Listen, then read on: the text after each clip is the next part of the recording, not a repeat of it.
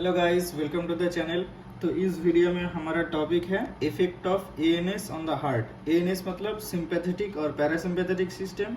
उन सिंपैथेटिक और parasympathetic system का हार्ट पे क्या इफेक्ट पड़ता है, तो वही हम जानेंगे इस वीडियो में। तो basically ANS is autonomic nervous system, ठीक है। ऑटोनोमिक नर्वस सिस्टम, ठीक है। और इसका मेनली दो पार्ट होता है। एक होता है सिंपैथेटिक नर्व डिवीजन और दूसरा होता है पैरासिम्पैथेटिक डिवीजन। सिंपैथेटिक डिवीजन, अभी सिंपैथेटिक और पैरासिम्पैथेटिक डिवीजन में से कौन सा नर्व आता है। पैरासिम्पैथेटिक का मेनली वेगस नर्व होता है। वेगस जो कि 10th क्रेनियल नर्व है। और 10th क्रेनियल नर्व मतलब क्रेनियल के 2, 7, 9, 10, ये चार नर्व हमारा पैरासिम्पैथेटिक नर्वस सिस्टम में आता है। और उनमें से 10 नंबर नर्व मतलब वेगस पैरासिम्पैथेटिक सप्लाई देता है हार्ट में। और सिंपैथेटिक कार्डियक नर्व होता है सिंपैथेटिक डिवीजन में से। सिंपैथेटिक कार्डियक नर्व और उसके साथ आता है ब्लड से सर्कुलेटिंग कैटेकोलामाइंस, जिनमें से मेन होता है एड्रीनलिन ये फ्रॉम सर्कुलेशन, ठीक है, फ्रॉम सर्कुलेशन। तो सर्कुलेशन से आता हुआ जो एड्रीनलिन है वो भी सिंपैथेटिक रिसेप्टर के साथ, मतलब ये सिंपैथेटिक में से क्यों डिस्कस करते हैं, एक तो कार्डियक नर्व और दूसरा है एड्रीनलिन। तो देखो, ये एड्रीनलिन जो से प्रोड्यूस होता है दो जगह से हो सकता है। एक तो कार्डियक सिंपैथेटिक जो कार्डियक नर्व होता है उसके जो फ्री नर्व एंडिंग से मतलब साइनप्स में रिलीज होता है एज अ न्यूरोट्रांसमीटर। उसके साथ मतलब वहाँ पे मेन न्यूरोट्रांसमीटर है हमारा नॉर एड्रीनलिन। बट एड्रीनलिन भी न्यूरोट्रांसमीटर के जैसा काम कर सकता है, लेकिन ये वाला एड्रीनलिन जो सर्कुलेशन से आता है ये प्रोड्यूस होता है एड्रीनल मेडुला में। एड्रीनल मेडुला मतलब कहाँ से, वो सुप्रारेनल ग्लैंड होता है जिसका दो भाग होता है, कॉर्टेक्स एंड मेडुला, जो किडनी के ऊपर रहते हैं। वही उसका मेडुला लेयर से, एड्रीनल ग्लैंड के मेडुला लेयर से तो वहाँ से जो एक इम्पॉर्टेंट कैटेकोलामाइन रिलीज होता है जो होता है एड्रीनलिन, जो ब्लड से सर्कुलेशन के थ्रू हमारा हार्ट में स्टिमुलेट कर सकता है थ्रू मतलब उसे बोलते हैं हम सिंपैथेटिक स्टिमुलेशन, ठीक है। तो अच्छा, वही देखेंगे अभी। ये सब जो मॉलिक्यूल है हार्ट पे जब काम करते हैं तो हार्ट में उसका स्पेसिफिक रिसेप्टर टाइप होता है। तो कहाँ पे हार्ट के कौन से पोर्शन पे क्या क्या रिसेप्टर होता है वही अभी देखना है। तो सिंपैथेटिक जो है, सिंपैथेटिक का पोर्शन का रिसेप्टर, सिंपैथेटिक डिवीजन का जो रिसेप्टर होता है हार्ट में वो होता है, एक होता है एसे नोड पे होता है। मतलब जितने भी सारे 5 टाइप के हम एक्शन पोटेंशियल्स पढ़े थे, मतलब हार्ट में हमें जो 5 मेन जगह पर फोकस करना होता है, 5 टाइप के सेल्स होते हैं मेनली, तो वो सारे के सारे जगह पर सिंपैथेटिक डिवीजन का रिसेप्टर रहता है, ठीक है। सिंपैथेटिक डिवीजन का रिसेप्टर मेन क्या होता है, ये होता है रिसेप्टर। सिंपैथेटिक का रिसेप्टर होता है, क्या होता है, बीटा 1 रिसेप्टर, ठीक है। बीटा 1 एड्रीनर्जिक रिसेप्टर बोला जाता है इसे, बीटा 1 एड्रीनर्जिक रिसेप्टर। ये रहता है एसे नोड पे रहता है। और कौन से एसे नोड से कहाँ पे जाता है, दूसरा एट्रियल फाइबर पे, एट्रियल फाइबर और मसल पे। तीसरा है कहाँ पे जाता है, तीसरा एवी नोड पे। चौथा कहाँ, हिस पर्किंजी सिस्टम पे, हिस पर्किंजी सिस्टम। और फिफ्थ होता है लास्ट कौन सा, वेंट्रिकुलर मायोकार्डियम।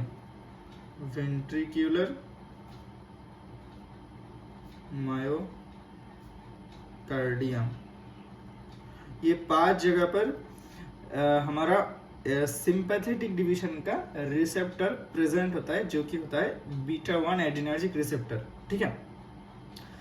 तो यहाँ पर सिंपैथेटिक स्टिमुलेशन वर्क करता है। अभी ये जो पैरासिम्पैथेटिक रिसेप्टर कहाँ का मतलब रिसेप्टर रहता है, पैरासिम्पैथेटिक का वेगस का 2 ब्रांच होता है। लेफ्ट वेगस और राइट वेगस। राइट वेगस तो राइट साइड में, हार्ट के राइट साइड में कौन सा है, वो एसे नोड होता है राइट साइड में, राइट एट्रियम पे। राइट एट्रियम पे एसे नोड रहता है, एसे नोड पे देता है राइट वेगस। और लेफ्ट वेगस देगा कहाँ, एवी नोड पे। मेनली पैरासिम्पैथेटिक डिवीजन बस यही दोनों जगह पर ही देता है सप्लाई इसका मतलब इफेक्ट, पैरासिम्पैथेटिक नर्व अपना इफेक्ट दिखा सकता है बस यही दोनों जगह पर। और इसका रिसेप्टर कौन सा होता है पैरासिम्पैथेटिक डिवीजन का, M2 रिसेप्टर होता है। M2 रिसेप्टर जो कि कोलिनर्जिक रिसेप्टर है, ये कोलिनर्जिक रिसेप्टर है, कोलिनर्जिक। और ये कौन सा है, एड्रीनर्जिक रिसेप्टर है, ठीक है। और ये M2 रिसेप्टर कोलिनर्जिक रिसेप्टर है। अभी इसका इफेक्ट क्या होता है हमारा हार्ट मसल पे, ये सिंपैथेटिक डिवीजन का जो सिंपैथेटिक सप्लाई है उसका स्टिमुलेशन का इफेक्ट क्या क्या हो सकते हैं। आपको याद रखना है, सिंपैथेटिक मतलब सब कुछ स्टिमुलेट करता है। सिंपैथेटिक डिवीजन हमेशा हार्ट पे स्टिमुलेट करता है, बाकी सारी जगह पर सप्रेस करता है, बाकी सारे ग्लैंड से सिक्रेशन, बट मतलब हार्ट पे उल्टा काम करता है अपना ऑटोनोमिक नर्वस सिस्टम। और पैरासिम्पैथेटिक डिवीजन मतलब वो सप्रेस करता है, पैरासिम्पैथेटिक जो डिवीजन है हार्ट को सप्रेस करता है।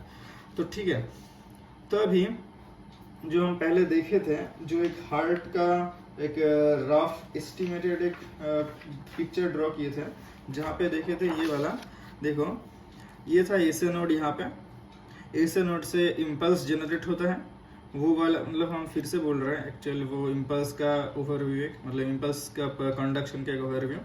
यहाँ से SA node is the major pacemaker of our heart बोले थे, इसलिए क्योंकि सबसे ज़्यादा impulse in a normal heart सबसे ज़्यादा प्रोड्यूस करता है वो होता है एसे नोड का।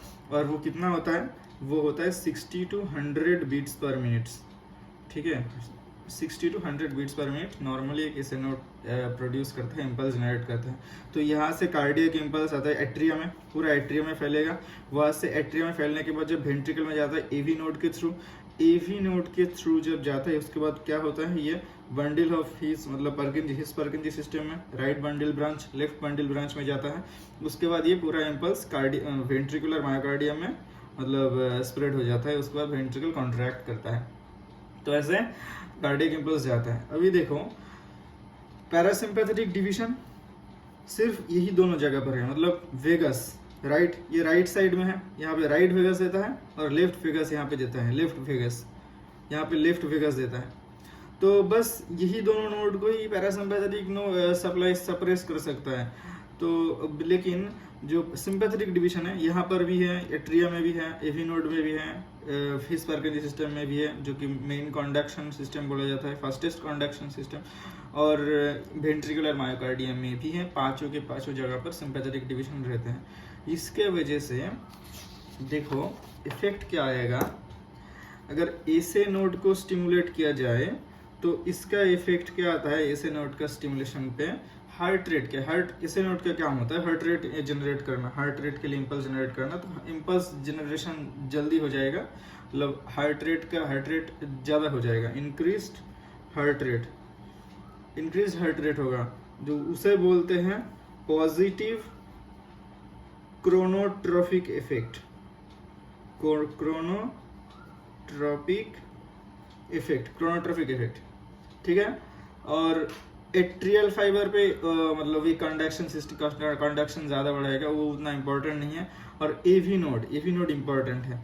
एवी नोड क्या होता है मेनली हमारा, क्योंकि यहाँ पे एसे नोड मेनली इम्पल्स जनरेट कर रहा है, तो ये तो डोमिनेट कर रहा है नॉर्मल कंडीशन में, और एवी नोड सिर्फ एज अ कंडक्शन सिस्टम काम करता है। और ये कौन सा कंडक्शन, स्पेशलाइज्ड कंडक्शन सिस्टम है, ये फिजियोलॉजिकल डिले रहता है यहाँ पे, इसलिए स्लो कंडक्शन, ये स्पेशलाइज्ड होता है AV node for slow conduction. तो एवी नोड का स्टिमुलेशन अगर होगा क्या, कंडक्शन फास्ट हो जाएगा, और फास्ट कंडक्शन मतलब फास्ट इंक्रीज्ड कंडक्शन होगा। तो इसको, इस इफेक्ट को बोलते हैं पॉजिटिव ड्रोमोट्रॉपिक इफेक्ट।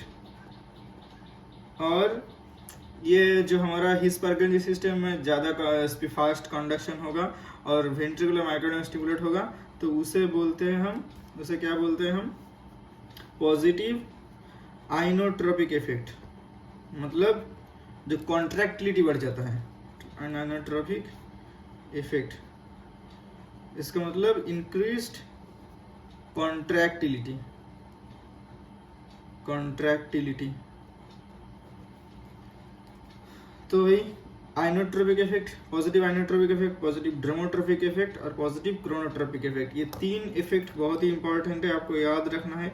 बहुत ही इंपॉर्टेंट इफेक्ट है हमारा सिंपैथेटिक सिस्टम का हार्ट पे। और सिंपैथेटिक सिस्टम मतलब स्पेशली ये जो कार्डियक नर्व्स होते हैं उसके थ्रू, या फिर एड्रिनलिन लेवल अगर सर्कुलेशन में बढ़ जाता है तो ब्लड में, तो उसकी वजह से भी हार्ट का मतलब सिंपैथेटिक स्टिमुलेशन इंक्रीज होता है, और वो होता है थ्रू बीटा 1 रिसेप्टर। ठीक है, ये होता है, ये गया पॉजिटिव इंक्रीज, मतलब पॉजिटिव क्रोनोट्रोपिक, ड्रोमोट्रोपिक और आइनोट्रोपिक। अभी पैरासिम्पैथेटिक सिस्टम का देख लेते हैं।